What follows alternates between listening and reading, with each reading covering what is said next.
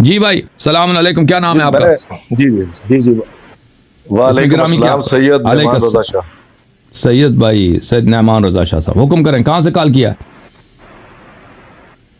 جی میں اسلام آباد سے بات کر رہا ہوں اور آپ کو ریفرنس کے طور پر بتاتا ہوں کہ سید علی الحسن نقوی اور میں ہمسائے بھی ہیں اور بہت پرانے کو 25 سال کے پرانے کے تعلق دار ہیں اور دوست.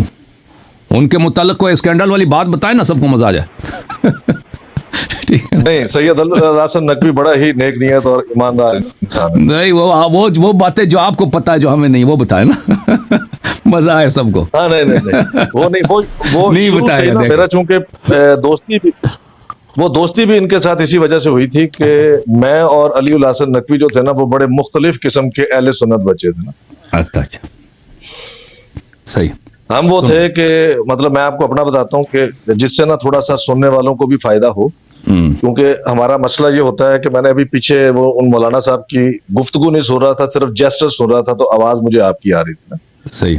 تو اس سے مجھے اندازہ یہ ہوا کہ جو اخلاقیات کا دین بیسیکلی آیا، وہ دین تو آیا لیکن وہ اخلاقیات ہم نے اپنے کردار کے اندر شامل نہیں کی کہ گفتگو بھی ہم بے ربط طریقے سے کر رہے ہیں. کیونکہ ذرا جب تک اگلے کا موقف نہیں سنا جائے گا اور اس کے ہی اکارڈنگلی اس کا جواب نہیں دیا جائے گا تو سارا ہی وہ وقت بھی ضائع ہو جاتا ہے اور وہ ایفرٹ بھی ساری ضائع ہو جاتی ہے. ٹھیک ہے جی. تو میں ابھی آپ کو ذرا یہ اس کا بتاتا ہوں کہ ہاں اس سے ذرا سننے والوں کو فائدہ ہوگا کہ میرے اوپر بڑا احسان کیا اہل حدیث بھائیوں نے نا. کیونکہ جمعہ میں وہاں پڑھا کرتا تھا تو جیسے ہی محرم آتا تھا تو عجیب انہوں نے ایک دم نہ یہ بتانا کہ علی نے فلاں قصور، علی کا غلطی تھی، حسن نے فلاں غلطی کی، حسین نے فلاں غلطی کی، خروج کا. کیونکہ ان کے نزدیک مولا حسین کا جو یہ اقدام تھا کربلا والا وہ خروج ہے. ٹھیک ہے نا. کیونکہ ان کا جو اولی الامر ہے وہ یزید ہے، حاکم وقت. ٹھیک ہے نا. اگر وہ اولی الامر کو جو ہے اس طرح سے مان لیں گے اہل بیت کے پرسپیکٹو میں تو پھر تو سارے کا سارا ان کا اوپر سے خلافت بھی ساری ڈھہ جائے گی نا، سارا سسٹم خراب ہو جائے گا. بالکل. تو اس چیز نے مجھے مجبور کیا کچھ کتابیں پڑھنے میں، اور میں نے جب اپنی ہی اہل سنت کی کتابیں بخاری وغیرہ پڑھی تو مجھے بہت ساری چیزیں اپنے لیے کلیئر ہو گئیں. آپ کے ساتھ بات کرنے کا مقصد یہ تھا کہ ایک تو یہ جو پاکستانی عوام ہے نا، خاص طور پر اردو سپیکنگ جتنے عام میڈیا پاکستان میں رہنے والے، جی سر، قرآن اور حدیث سے اور علم سے اور کتاب سے تو ہمارا لینا دینا کچھ نہیں ہے. صحیح. ٹھیک ہے. ہم دلیل کو پسند کرتے ہیں اور دلیل سے ہی متاثر ہو جاتے ہیں. جیسے میں نے بات پہلے کچھ اور کرنی تھی لیکن اب جیسے وہ پچھلے مولانا صاحب جو فریز ہو گئے تھے، ٹھیک ہے، جی، اور جہاں وہ فریز ہوئے تو وہاں بخاری کی آپ نے ایک روایت نکالی ہوئی تھی کہ اللہ کے رسول یہ فرماتے ہیں کہ میرے کچھ اصحاب جو ہیں وہ جہنم کی طرف لے کر ان کو لے جایا جا رہا ہوگا. ٹھیک ہے جی. تو میں یہ تو میرے اصحاب ہیں تو مجھے بتایا جائے گا کہ نہیں، انہوں نے آپ کے بعد دین کو بدل دیا. اچھا، اسی طرح کی ایک جو حدیث اور بخاری کے اندر ہے کہ وہ یہ ہے کہ اللہ کے رسول صلی اللہ علیہ وآلہ وسلم فرماتے ہیں کہ حوض کوثر پر میرے اصحاب مجھ پر پیش کیے جائیں گے، یکا یک ان کو مجھ سے الگ کر دیا جائے گا، میں ان کو اور وہ مجھے پہچان رہے ہوں گے دیکھ کر. بالکل بالکل. ٹھیک ہے. بالکل. تو اللہ کے رسول نے کہا کہ مجھے بتایا جائے گا کہ یہ آپ کے اصحاب نہیں ہیں، آپ کے دنیا سے جانے کے بعد انہوں نے دین کو بدل دیا. بالکل. اچھا، اب یہ بخاری کے اندر بھی ہیں روایات، یہ ساری واضح ہیں جو مطلب کہ ایک بیسیکلی ایک دیکھیں یہ جو لفظ ہے نا یا یہ جو ایک فرقہ ہے شیعہ، یا تو مجھے لگتا ہے یہ صحیح طرح سے اپنا موقف نہیں پیش کر سکا، آپس میں بھی اختلافات کا شکار رہا اور کچھ دنیا داری اور دنیا حاصل کرنے کے لیے ان لوگوں نے، یعنی کہ اگر میں اس پرسپیکٹو میں بات کروں کہ جو پاکستان کے زیادہ تر شیعہ ہیں، سننے والے کو یہ اندازہ نہیں ہوتا کہ ان میں سے عالم دین کون ہے، پڑھا لکھا آدمی، اور ذاکر کون ہے.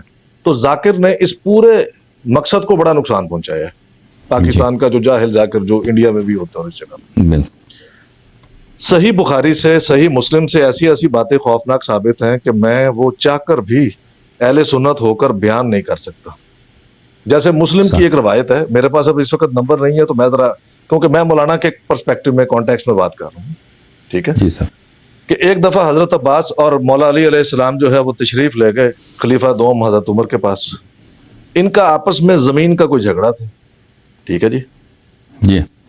تو انہوں نے جب بات رکھی تو جناب خلیفہ محترم دوئم نے فرمایا کہ دیکھو علی، جب ابو بکر خلیفہ بنا تو تم نے، یعنی کہ علی نے، ابو بکر کو جھوٹا، بددیانت، خائن اور بے ایمان کہا. اسی طرح کے الفاظ ہیں کچھ 3-4. اور جب کہ میں خلیفہ بنا تو تم نے مجھے بھی یہی کہا، بے ایمان، جھوٹا، بددیانت. یہ مسلم کی روایت ہے. میرے پاس ابھی نمبر نہیں ہے لیکن میں نکال دوں گا اس کو یقیناً. ٹھیک ہے جی، صحیح ہے. اچھا اب مسئلہ یہ ہے کہ کیا یہ روایت جو زبان علی شان خلیفہ دوم کی اپنی جو ہے ماشاءاللہ زبان سے یہ فرمودات ادا ہوئے ہیں، یہ کافی نہیں ہے کہ علی جس کو جھوٹا سمجھے گا، منافق سمجھے گا، بے ایمان سمجھے گا، علی ان کی بیعت کر لے گا لاجیکلی دلیل کے طور پر اگر دیکھا جائے، صحیح. قرآن کو سائڈ پہ بھی رکھ کر. تو وہ پرابلم ہمارا یہ ہے کہ جب آتی ہے نا، میں نے اسی وجہ سے کبھی کوئی شیعہ کتاب کو اس لیے اس کا مطالعہ نہیں کیا کہ اگر میں اس کا ریفرنس دوں گا تو وہ مجھے مکس ہو جائے گا کبھی کہ اہل سنت میں سے کون سی آئی، شیعہ میں سے کون سی آئی. اٹس سیلف ہماری اہل سنت کی ماشاءاللہ کتابیں بخاری اور مسلم ہی کافی ہیں اس سارے نظام کا جو ہے نا، جو خلافت کا بنا ہے بیڑا غرق کرنے. صحیح فرما رہا ہے. میں آپ کی تائید میں آپ نے جن حدیث کی طرف اشارہ کیا، میں ایک حدیث دکھا دوں آپ اور دوسرے بھی لوگ دیکھ لیں. جی بھائی صاحب فاضل آدمی، انہوں نے تحقیق کیا کہ اگر شیعوں کا موقف ہمارے بہت ہی محترم اہل سنت بھائیوں کو سخت لگتا ہے تو یہ اس لیے ہے کہ ہمارے بھائی بہت ساری باتوں کو نہیں جانتے، ان کو علماء کو بھی نہیں معلوم کیونکہ علماء اچھی طرح سے پڑھتے نہیں، اگر پڑھتے بھی ہیں تو لوگوں سے چھپاتے ہیں. تو بہرحال یہ کتاب دیکھیں بخاری ہے، یہ جلد نمبر ہے 6 اور ان کا ترجمہ ہے حافظ عبدالستار حماد صاحب کا. اور یہ کتاب دارالسلام جو ہاں میاں اچھا آپ جانتے ہیں، یہ جو ہے دارالسلام پبلیکیشن، یہ اکثر وہابی کے. ہاں جی سر بولیں. جی یہ میں ان سے تھوڑا کچھ عرصہ پڑھ بھی چکا ہوں، ان کے مدرسے میں نا شام کے وقت جا کر درس ہوا کرتا تھا حافظ عبدالستار صاحب سے. اچھا تو یہ کافی فاضل آدمی ہے. دارالسلام جو پبلیکیشنز ہیں میں نے دیکھا یہ اکثر وہابی کتب چاپتے ہیں. ان کا مجھے لگتا ہے وہ سعودی عرب وغیرہ سے کوئی ہے کنیکشن ہے دارالسلام کا. جی یہ مدینہ یونیورسٹی سے ہیں اور مدینہ یونیورسٹی پڑھے ہونے کی وجہ سے ان کا یہ وغیرہ بہت بناتے تھے اور ان مدرسوں کی وجہ سے یہ بہت غریب آدمی تھے، بہت امیر آدمی بھی ہو گئے ماشاءاللہ. ہاں اچھی بات، مجھے بھی یہ اندازہ تھا. یہاں پہ کتاب الحوض میں دیکھیں یہ روایت ہے 6576 کہ رسول پاک صلی اللہ علیہ وسلم نے فرمائیں گے کہ یہ دیکھیں اب میں اس کو کچھ زوم ان کر دوں تاکہ نظر آ جائے. یہ 6576 نبی صلی اللہ علیہ وسلم نے فرمایا، حضرت عبداللہ ابن مسعود رضی اللہ عنہ سے روایت ہے کہ نبی صلی اللہ علیہ وسلم سے بیان کرتے ہیں کہ آپ صلی اللہ علیہ وآلہ وسلم نے فرمایا، میں حوض کوثر پر حوض پر تمہارا پیشرو ہوں گا، یعنی آپ سے پہلے پہنچ جاؤں گا، اور تم میں سے کچھ لوگ میرے سامنے لائے جائیں گے. کن سے کہہ رہے اپنے صحابہ سے؟ تم میں سے کچھ لوگ میرے سامنے لائے جائیں گے، پھر انہیں میرے سامنے سے ہٹا دیا جائے گا. میں عرض کروں گا اے میرے رب یہ میرے ساتھی ہیں. عربی میں جو ہے نا الفاظ یہ ہیں، فَأَقُولْ يَا رَبِّ أَصْحَابِي، یہ میرے صحابی ہیں. فَيُقَالْ إِنَّكَ لَا تَدْرِي مَا أَحْدَثُوا بَعْدَكَ، مجھ سے کہا جائے گا آپ نہیں جانتے کہ انہوں نے آپ کے بعد دین میں کیا نئی چیزیں ایجاد کر لی تھیں. یعنی صحابہ کو جہنم کی طرف لے کے جایا جائے گا کس جرم میں؟ کہ انہوں نے دین میں نئی چیزیں ایجاد کی ہیں. اچھا ایک اور بھی حدیث اسی چیپٹر میں آپ کو دکھاؤں، حدیث نمبر ہے 6582 انس ابن مالک سے روایت ہے. اچھا روایت یہ ہے بھائی، اردو ترجمہ یہ ہے کہ وہ نبی صلی اللہ علیہ وسلم سے بیان کرتے ہیں کہ آپ نے فرمایا میرے کچھ ساتھی، عربی کا لفظ ہے اصحابی، میرے صحابہ، حوض پر میرے ساتھ آئیں گے اور میں انہیں پہچان بھی لوں گا، لیکن وہ میرے سامنے سے ہٹا دیے جائیں گے. میں کہوں گا یہ تو میرے ساتھی ہیں. فَأَقُولْ أَصْحَابِي، میں کہوں گا یہ میرے ساتھی ہیں. فیقال، وہ کہا جائے گا لیکن مجھ سے کہا جائے گا آپ کو نہیں معلوم کہ انہوں نے آپ کے بعد دین میں کیا نئی چیزیں ایجاد کر دی تھی. کہ یعنی خود صحابہ دین کو چینج کریں گے اور اسی لیے ان کو جہنم لے کے جایا جائے گا. اور یہ روایت بہت ہے، مسلم میں بھی بہت ہے. جی سر بہت شکریہ آپ کا، اللہ تعالیٰ آپ کو جزائے خیر دے. جی سر بولیں مزید. میں ایک بات اور جی اور یہ کرنا چاہ رہا تھا کہ دیکھیں آپ کو مطلب کہ نا آپ کو مطلب ایک سجیشن میں اس لیے ذرا یہ دے رہا ہوں کہ ہم ذرا کوئی بات اس پہ میں کچھ پوائنٹس لے آیا کروں گا، ہم کر لیں گے. یہ فضیلت کے لیے پہلے خلیفہ اور دوسرے خلیفہ کی یہ بیان کرتے ہیں کہ وہ رسول کو بیٹیاں دے رکھی تھیں، یعنی کہ ان کے سسر تھے وہ، ٹھیک ہے، اللہ کے رسول ان کے داماد تھے، جی سر، اور داماد کے بارے میں اللہ کے رسول کا اپنا حکم بھی ہے کہ جو اپنی بیوی کے والدین ہیں ان کے بھی اپنے والدین کی طرح آپ احترام کریں، جی ٹھیک ہوگی بات جی۔ جبکہ میں یہ چاہتا ہوں کہ آج آپ یہ بیان کریں جس سے شیعہ اور سنی اصل میں مسلمان کو یہ پتا چلے کہ جو ابو سفیان کی ایک بیٹی تھی ام حبیبہ، ام حبیبہ، رسول اللہ صلی اللہ علیہ وسلم کے نکاح کے اندر وہ اس وقت ابو سفیان کافر ہی تھا، اور بالکل، کس وقت وہ شادی ہوئی اور کیا اس کا ذرا پس منظر تھا، تاکہ جی بالکل، یہ ذہن سے نکل سکے کہ رشتہ داری سے، اس طرح کی قرابت داری سے کوئی فضیلت ثابت ہو سکتی ہے۔ جی بالکل۔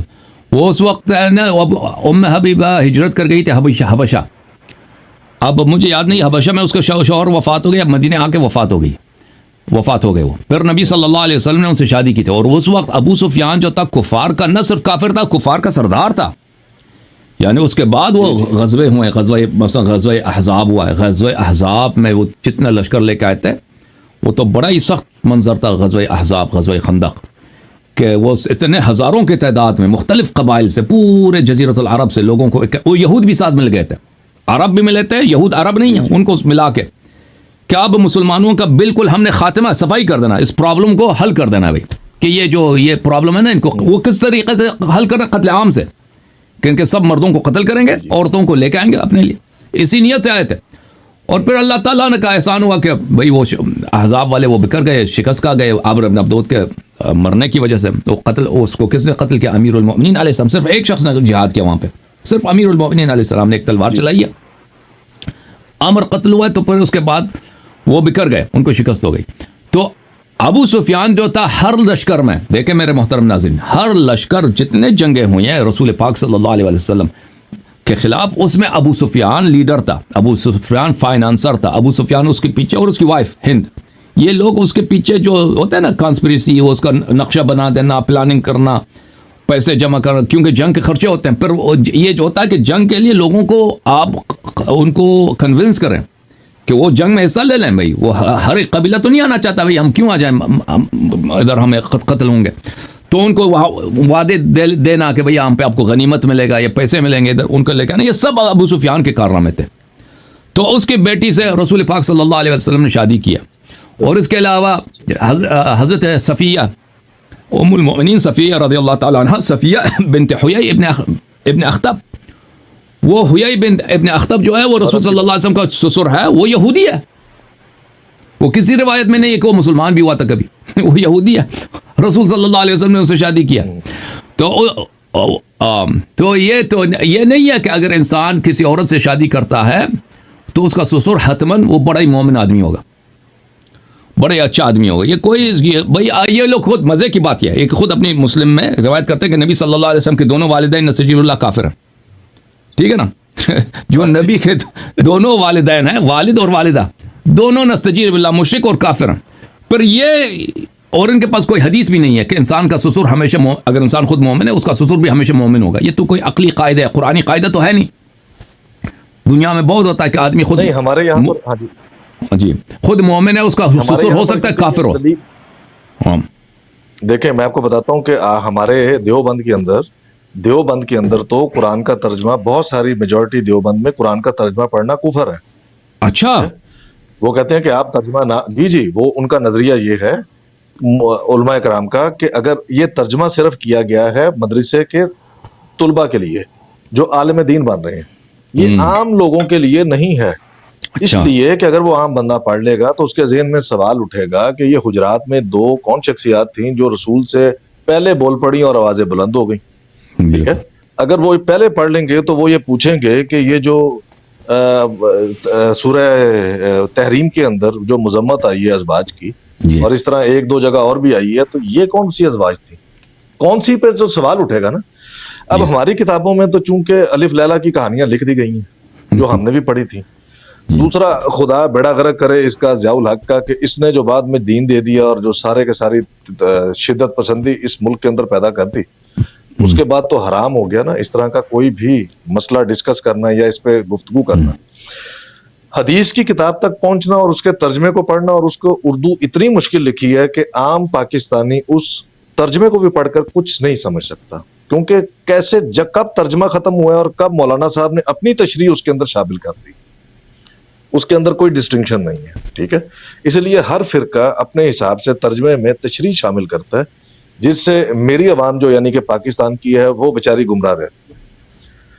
اب مرزا صاحب کا مطلب کہ جہاں تک ذکر ہے، میرا آپ سے بات میں نے آپ کیوں کی ہے، مجھے علی الحسن نقوی نے نا بڑی دفعہ مرزا صاحب سے کہا کہ چلتے ہیں. مرزا صاحب کرتے ہیں، مرزا صاحب کو اللہ جزائے خیر دے، بڑے انہوں نے اچھا کام کیا ہے، کچھ بولے ہیں وہ اہل بیت کے لیے، مہربانی ہے ان کی اہل سنت میں سے، اور بڑا ووکلی بولے ہیں وہ.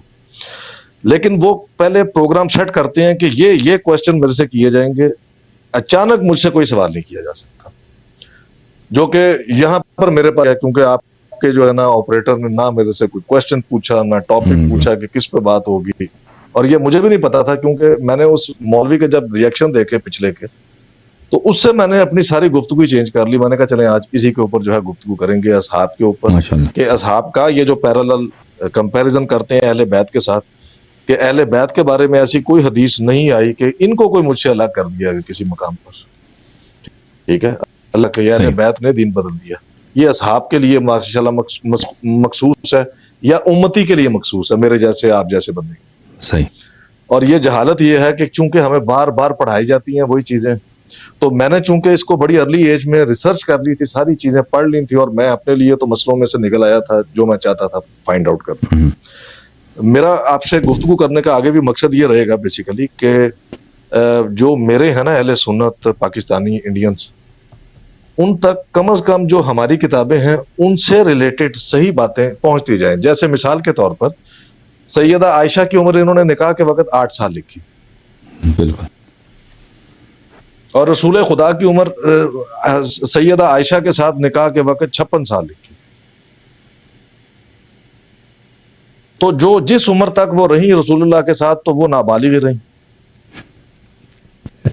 18 سال کی تو نہیں ہوئی، اور اس نابالغ سے ہی آپ نے 2,500 حدیث لے لی، 2,500 حدیث. اللہ آپ کو جزائے خیر. ٹھیک ہے نا، حالانکہ بالکل عمر میں اور آپ بھی جانتے ہیں کہ انہوں نے بدر میں بھی پارٹیسپیشن کی تھی، عمر ان کی زیادہ ہی تھی، لیکن جب انہوں نے 8 سال لکھ دی تھی تو 8 سال کے بعد ایک 13 14 15 سال کی بچی سے کس طرح احادیث لی جا سکتی ہیں، وہ کیسے بالکل اتنی چھوٹی بچی جبکہ وہ بلوغت تک کی نہیں پہنچی. شہادت کے لیے بالغ ہونا تو ضروری ہے نا، چاند کی شہادت بھی بالغ سے لی جائے گی، عید کا یا کسی محرم کا چاند ہو. اللہ آپ کو عزت دے. لیکن یہاں ہم نے پورا دین لے لیا، توحید سب کچھ، سیرہ، یہاں تک کہ وہ جہاد وغیرہ، وہ مثلا احد میں کیا ہوا، بدر وہاں پہ وہ 3 ہی، اور جس وقت رسول پاک صلی اللہ علیہ وسلم غار حرا میں کیا ہوا کہ انہوں نے خودکشی کرنے کی کوشش کی وغیرہ، سب وہ عائشہ سے روایت.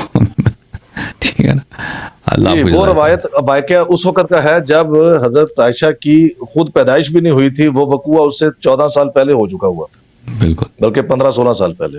بالکل. تو انہوں نے اس کو بیان کر دیا کہ یہ سارے واقعات ہوئے، اس طرح سے آ کے اس نے جو ہے جکڑا، اور پھر انہوں نے ختیجہ سے کہا مجھ پہ چادر اڑا دو، مجھے ڈر لگ رہا ہے، تو انہوں نے ان کو آگے سے تسلی دی. اور اس میں بہت بڑا قصور ذاکروں کا ہے، کیونکہ وہ جب یہ شان بیان کرتے ہیں کہ حضرت ختیجہ کی، تو اس میں یہی واقعات بخاری کے اٹھا کر وہ کوٹ کر دیتے ہیں جاہلانہ طور پر، بغیر یہ سمجھے کہ اس میں رسول اللہ صلی اللہ علیہ وسلم کی تحقیر ہو رہی ہے. جبرائیل کی یہ جرت نہیں ہے. جبرائیل تو سدرۃ المنتہا کے بعد آگے جائے گا تو جل جائے گا، اس کی تو مطلب جو بھی مقام ہے جبرائیل کا، ان کا ٹوٹل حیثیت یہ ہے سدرۃ المنتہا کے دروازے تک، اس سے پیچھے تک ہے. اس کے آگے انہوں نے انکار کیا کہ میں معذور ہوں، میں جاؤں گا تو جل جاؤں گا، آگے نور بہت جو ہے نا وہ میری تاب میں اس کی نہیں لا سکتا، جیسے موسیٰ نہ لا سکے کوہ طور کے اوپر. شاہ صاحب اللہ آپ کو عزت دے، بہت استفادہ کیا، بہت خوشی ہوئی. ہماری دوستی اب شروع ہو گئی انشاءاللہ. آپ کو ہر پروگرام میں یا ہر اگلے جب بھی آپ کو وقت ملے انشاءاللہ آپ سے استفادہ کریں گے انشاءاللہ، اور اللہ تعالیٰ آپ کو جزائے خیر دے انشاءاللہ. اب آج سے میں معذرت چاہتا ہوں کہ آپ شروع میں آئے تھے اور میں نے آپ کو پیچھے رکھا، کیونکہ وہ 2 مولوی نظر آ رہے تھے، تو میں نے ان کے صاحب علم ہونے کی وجہ سے ان کو ترجیح دیا. میں آپ سے معذرت چاہتا ہوں، آپ کو انتظار کرنا پڑا. پھر اگلے انشاءاللہ پروگراموں میں آپ سے بہت استفادہ کریں گے اگر اجازت دیں. اللہ آپ کو جزائے خیر. بہت شکریہ جی, بہت شکریہ. علی الحسن بھائی کا وہ سلام پہنچا دیں, لیکن ان کے متعلق کوئی اچھی باتیں ہمیں نا پرائیویٹ میں ویسے میں مذاق کر رہا ہوں. جی میں انشاءاللہ پرائیویٹ میں بتاؤں گا, لیکن وہ بندہ بھی بہت اچھا اور بیوہ آدمی ہے نا, اس کا ہے. اوکے ابھی تو سب کے سامنے یہ کہہ رہا ہے نا, وہ پرائیویٹ میں جو کہیں گے وہ مزے کی بات. زندہ باد, بہت مہربانی آپ کی, سلامت رہو, زندہ رہو.